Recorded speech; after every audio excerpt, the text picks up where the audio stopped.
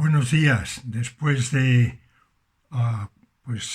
4 sesiones ya, yo creo que es hora de decir por qué estamos estudiando la Fratelli Tutti, sobre todo desde el voluntariado de Cáritas.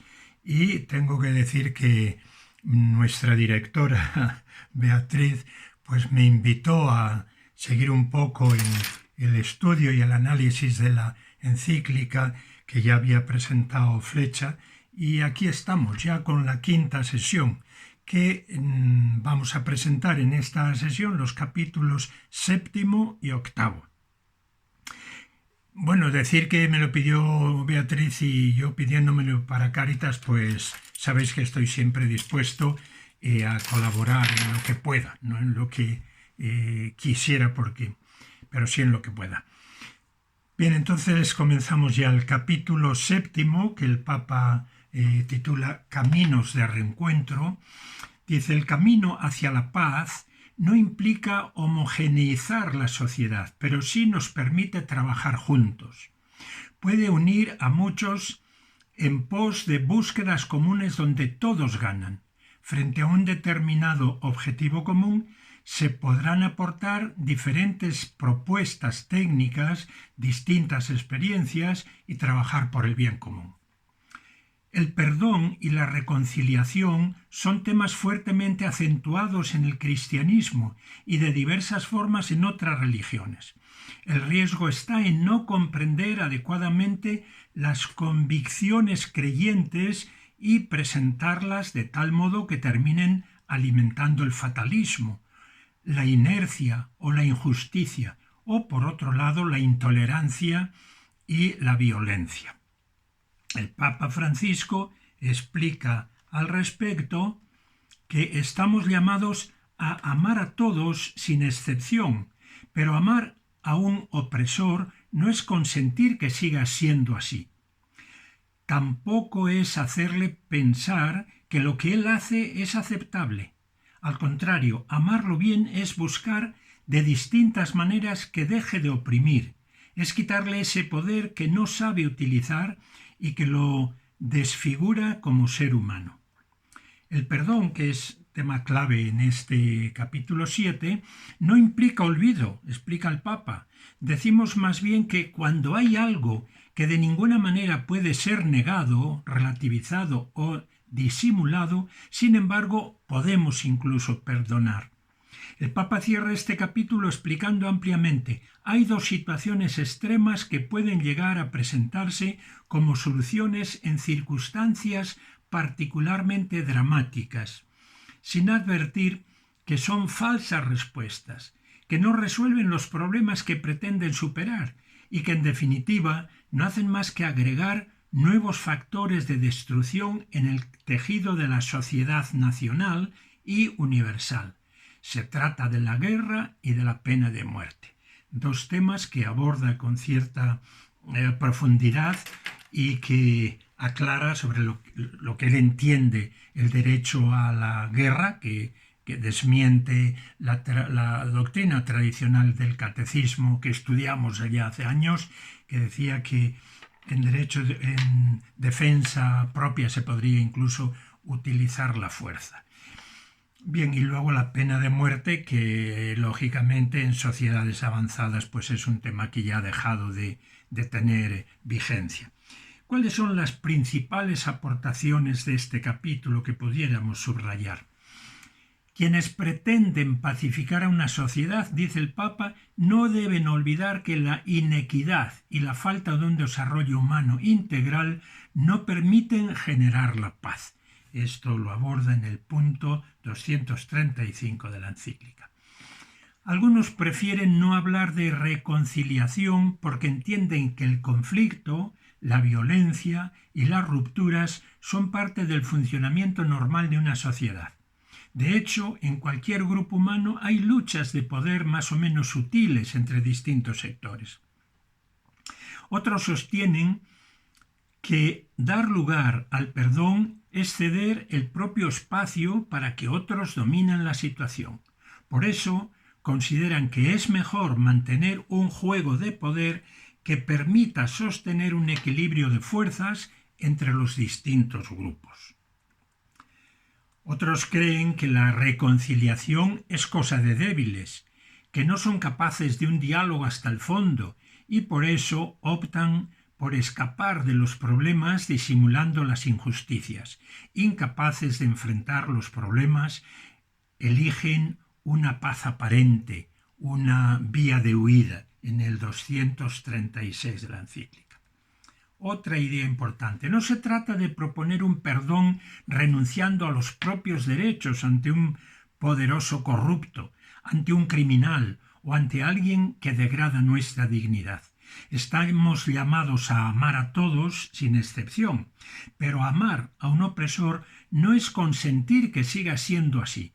Tampoco es hacerle pensar que lo que él hace es aceptable. Al contrario, amarlo bien es buscar distintas maneras que deje de oprimir, es quitarle ese poder que no sabe utilizar y que lo desfigura como ser humano. Perdonar, sigue diciendo el Papa, no quiere decir permitir que sigan pisoteando la propia dignidad y la de los demás, o dejar que un criminal continúe haciendo daño. Quien sufre la injusticia tiene que defender con fuerza sus derechos y los de su familia, precisamente porque debe preservar la dignidad que se le ha dado, una dignidad que Dios ama. Si un delincuente me ha hecho daño a mí o a un ser querido, nadie me prohíbe que exija justicia y que me preocupe para que esa persona o cualquier otra no vuelvan a dañarme ni hagan el mismo daño a otros.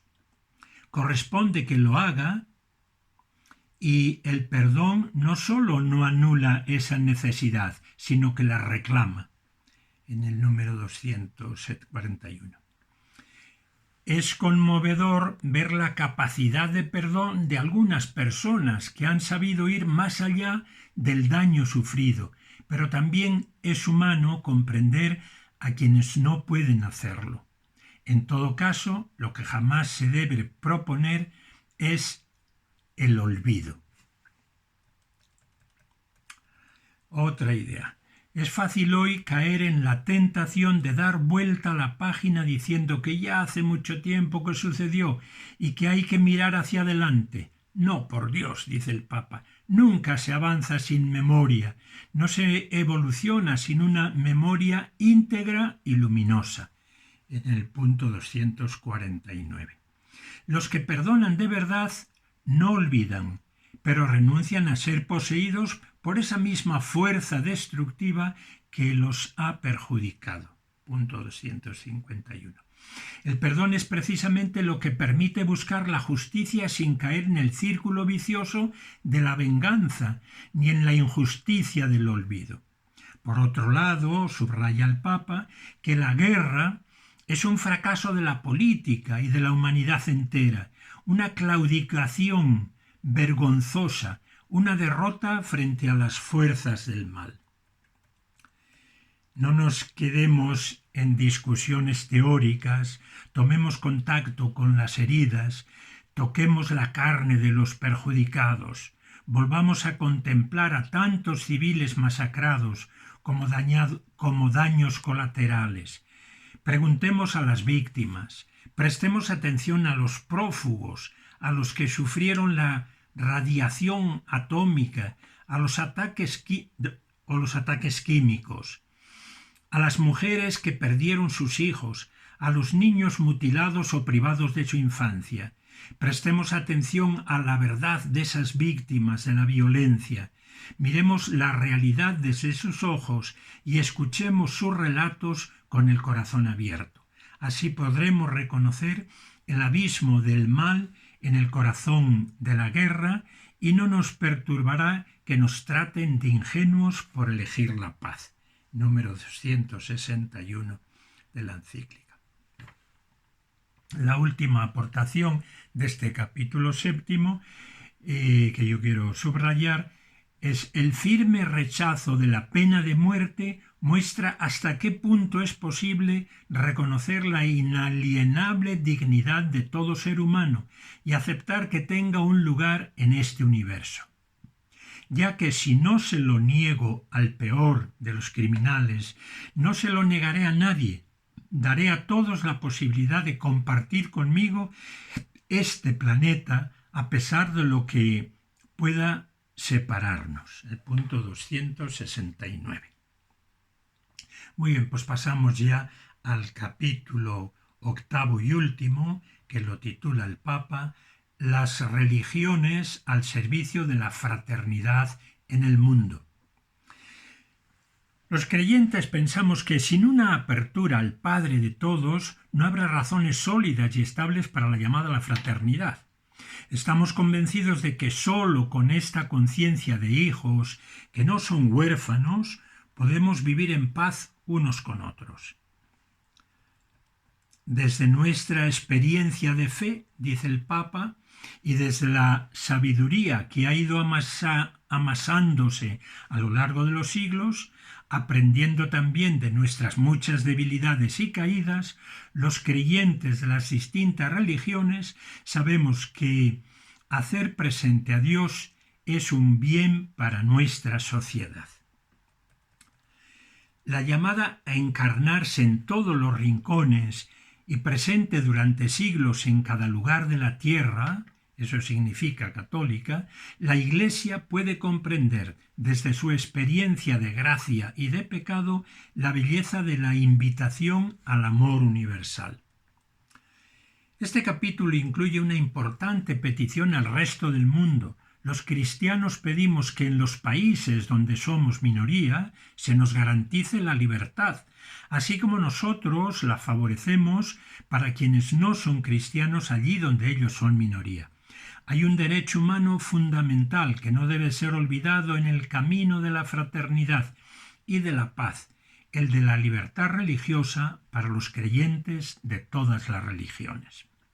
Finalmente, el Papa concluye recordando: en aquel encuentro fraterno que recuerdo gozosamente con el gran imán Ahmad Al-Tayeb, declaramos firmemente que las religiones no incitan nunca a la guerra y no instan a sentimientos de odio, hostilidad, extremismo, ni invitan a la violencia o al derramamiento de sangre. Y esto lo suscribieron tanto el Papa como el imán Ahmad Al-Tayeb, sabiendo que miembros de su religión están todavía del Islam, por lo menos, no sé si sunitas o chiitas, pero están todavía en esa postura de llevar la guerra a todos los no creyentes de su propia religión, claro. Bien, las aportaciones más importantes de este capítulo 8º y último. Primera, las distintas religiones, a partir de la valoración de cada persona humana como criatura llamada a ser hija o hijo de Dios, ofrecen un aporte valioso para la construcción de la fraternidad y para la defensa de la justicia en la sociedad. El diálogo entre personas de distintas religiones no se hace meramente por diplomacia, amabilidad o tolerancia, se hace por exigencia de la propia fe. Número 271 de la encíclica. Desde nuestra experiencia de fe y desde la sabiduría que ha ido amasando a lo largo de los siglos la Iglesia, aprendiendo también de nuestras debilidades y caídas, los creyentes de las distintas religiones sabemos que hacer presente a Dios es un bien para nuestras sociedades. Buscar a Dios con corazón sincero, siempre que no lo empañemos con nuestros intereses ideológicos o instrumentales, nos ayuda a reconocernos compañeros de camino, verdaderos hermanos. Número 274. Otra aportación.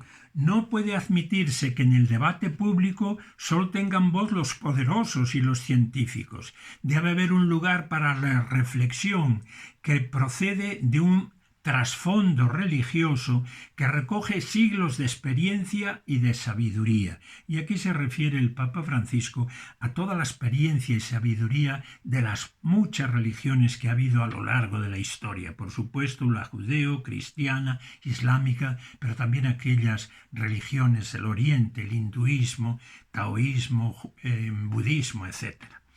Los cristianos pedimos, en los países donde somos minoría, que se nos garantice la libertad, y nosotros estamos dispuestos a conceder esa misma libertad a aquellos que sean minoría en nuestros países. Asimismo, señala la urgente necesidad de seguir dando testimonio de un camino de encuentro entre las distintas confesiones cristianas. Vuelve a apelar al ecumenismo entre los cristianos. Entre las religiones es posible un camino de paz. El punto de partida debe de ser la mirada en Dios, o la mirada de Dios, número 281. Los creyentes nos vemos desafiados a volver a nuestras fuentes para concentrarnos en lo esencial, la adoración a Dios y el amor al prójimo, de manera que algunos aspectos de nuestras doctrinas, fuera de su contexto, no terminen alimentando formas de desprecio, odio, xenofobia, negación del otro. La verdad es que la violencia no encuentra fundamento en las convicciones religiosas fundamentales, sino en sus deformaciones, dice el Papa en el número 282. Pero constata que entre las distintas religiones muchas veces está justificada o se justifica la violencia contra el diferente. Bien, pues llegamos al final ya de estos capítulos, o sea, de la encíclica, y pues presento ahora unas preguntas también sobre el capítulo 7 y 8, para que las vayáis estudiando y tratando de dar respuesta. Ya digo que en la próxima y última sesión, ya la sesión 6, pues tendremos respuesta a todas estas preguntas. Bien, primera pregunta. En la encíclica se nombra poco a Dios y a Cristo, y todo se basa más en cuestiones sociales y humanitarias. ¿Dónde está el horizonte para todos los católicos y por qué la Iglesia actúa como una ONG?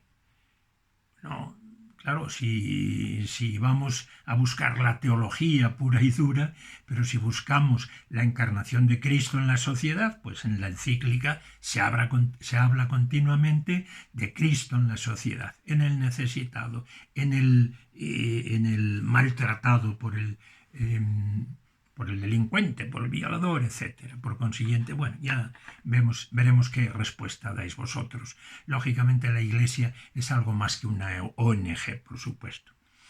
Segunda pregunta. Fratelli Tutti parece querer equiparar a todas las religiones por igual. ¿Para el Papa es más importante que seamos todos iguales más que seguir a Cristo? Claro, esto es una acusación seria, ¿no? Porque no es así como se lo plantean o como se lo plantean los inconformistas con esta encíclica y con el mismo Papa. Y tercera y última pregunta. En el último capítulo se enuncia la identidad cristiana. ¿Cuáles deben ser los principios de esa identidad cristiana? Bueno, pues ahí queda esta pregunta abierta y yo diría además sin dar una respuesta para que todos vosotros podáis reflexionar un poco y darle la respuesta correcta. Muy bien, pues muchas gracias por la atención a esta penúltima sesión y bueno, pues ya avisaremos con tiempo cuándo va a ser la próxima. Y también ya desde aquí, antes de terminar, pues agradecer una vez más a Cáritas que haya querido contar conmigo para acercarnos a la encíclica Fratelli Tutti, y gracias a Beatriz porque desde la montaña se acordó de mí cuando yo estaba en la ribera, pero bueno, ahora ya estamos todos en León. Hasta el próximo día. Chao.